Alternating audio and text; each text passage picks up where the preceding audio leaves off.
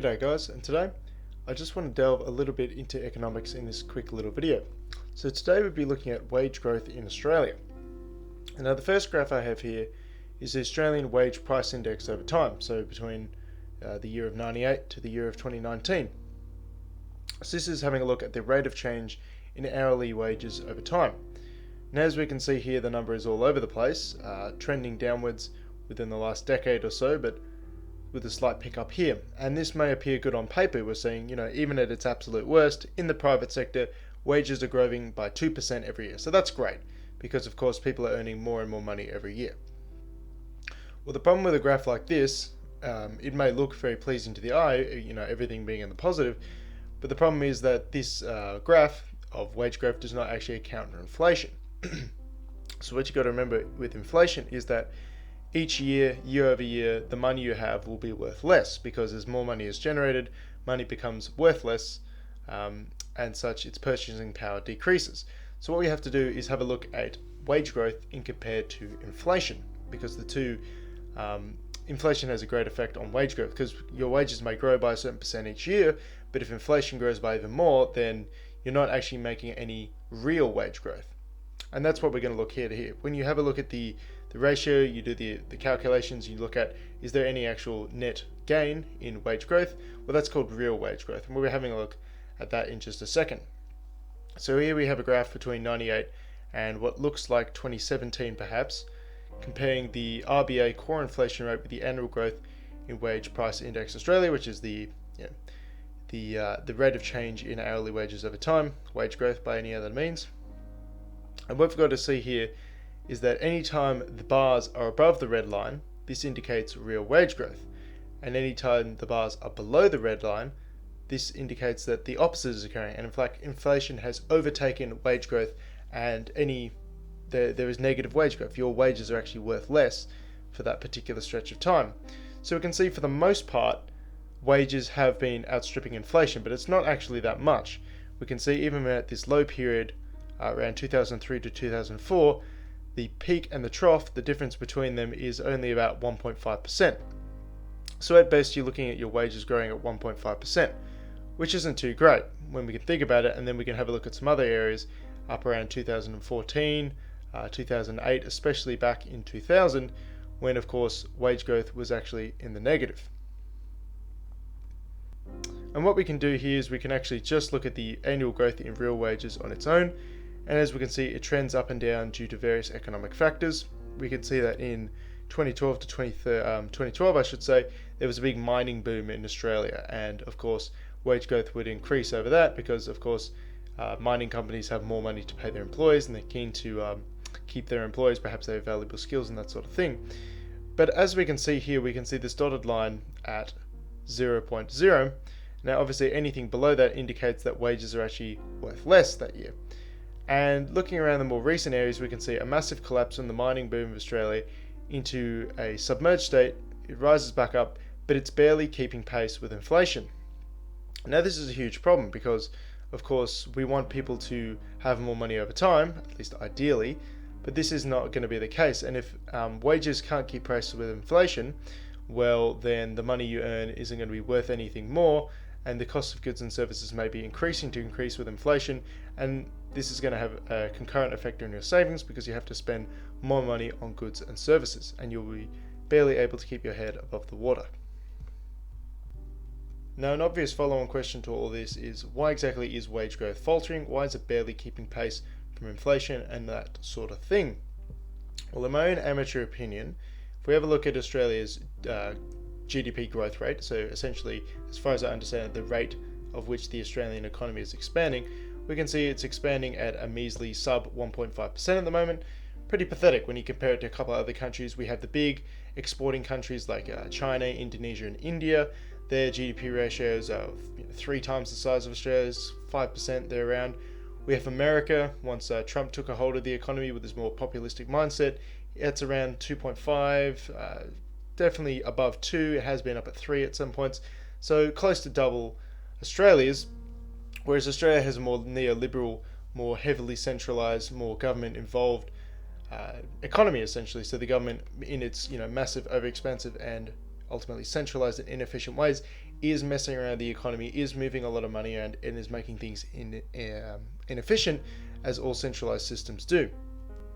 So that's an important factor to consider right there. If the Australian economy isn't expanding, then businesses cannot afford, they do not have the capital to pay their workers more. So of course, we're not going to see a lot of wage growth if the economy is not doing too hot. The other big factor to consider, at least in, again, my own amateur opinion, is Australia's booming population. Now, if we have a look at the list of countries by population growth rate, we can see that Australia currently sits in 10th place.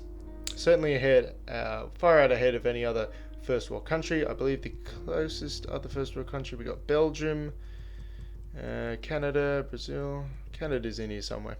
But yes, Australia is far ahead of other developed nations in terms of population growth. If we have a look at some historical data, we can see that from 1990 to 2019, our population has exploded from above 16 million to far above 24 million. I believe it's sitting at about 25.2 million at the moment. And if we have a look at the rate of growth change, we can see that it has been high as 1.8 in previous years, falling down to around 1.2, 1.3 in more recent years. But again, this is almost double the rate of other countries. I believe the US and the UK, they're down at about 0.7. So what does this all have to do with wage growth? Well, let's think back to Australia with, of course, its sub 1.5% GDP growth rate. And so exactly, we're not exactly experiencing a roaring trade here. There isn't a massive supply of jobs available. But if there is a massive supply of people available, then there's too many people to the jobs. And essentially what the employers can do is drive down the prices of wages because people will be desperate to accept those jobs because there isn't an overabundance. If we think about, we go to the store and there's many different types of apples available and they all have different prices where you can pick and choose which one you want. Perhaps you want to not spend so much on apples. You know, there's a $3 apple and there's a $1 apple. Well, you're probably going to go for the $1 apple, all things the same. But if there's only one type of apple and multiple people want that apple, then the store can charge as much as they want, relatively speaking, of course, because people are desperate to get that apple. And that's exactly what's happening with the economy here. We have a massive oversupply of workers, not necessarily just from native births or natural births.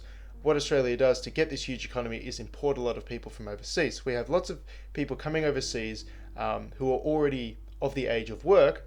It'd be a little bit different if Australia was experiencing, a massive fertility boom because you have 18 years, roughly speaking, for the economy to sort of organically generate enough jobs on its own. But what we're doing is we're importing massive amounts of people who need these jobs right now. And of course, the economy with its sub 1.5% GDP growth rate simply cannot keep up with this.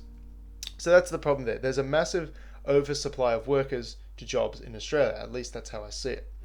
Because there is an overabundance of workers, businesses don't have to be as competitive in attracting workers. Now, if we think about, again, the inverse of the situation where there's too many jobs, not enough workers, well, businesses have to really incentivize potential workers in order to get a hold of them. They can, offer them more time off, higher wages, and that sort of thing. But what we have here is too many workers, so businesses don't have to be super competitive because if they can't get you, well, there's plenty of other people that they can entice with this lower wage that they're charging. So those are the two main issues I see affecting wage growth in Australia. First up, we have GDP. Now, of course, if the economy isn't expanding, if the economy isn't booming, then businesses cannot afford to pay their workers as much. We've also got to think about immigration. If there's too many workers and not enough jobs available, then businesses don't have to be super competitive in attracting workers, and as such, they don't have to pay them as much. Because, of course, if someone's not going to take this job, well, then someone else might. People are desperate for these jobs, so they'll be willing to work for less. Now, to wrap up, it is pretty interesting to me that as someone who, again, this is just my opinion, I've done, a bit of research, I don't have any formal training in economics or anything. It's pretty interesting to me that I, as someone with no economic training, just a bit of a spare time and the ability to hook up the internet, can find out these facts and come to the conclusion that what the Australian government is incentivizing in the economy is the exact opposite of what would promote wage growth. It doesn't exactly instill me with confidence as to the capability of the government. Now, of course, we've got to think about why they might be doing this.